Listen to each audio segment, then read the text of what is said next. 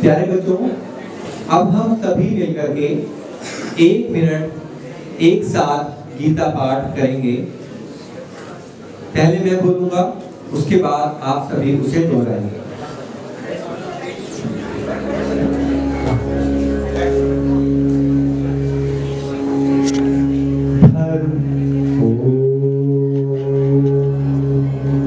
धर्मक्षेत्रे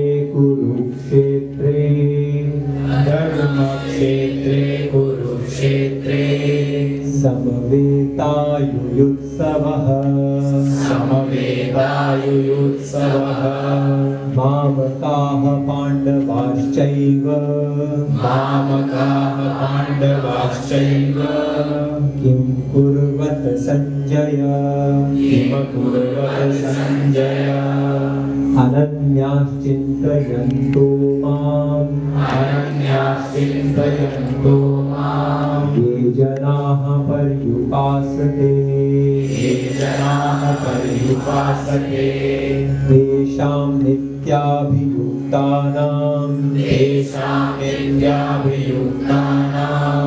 योगक्षेमं वहाम्यहम्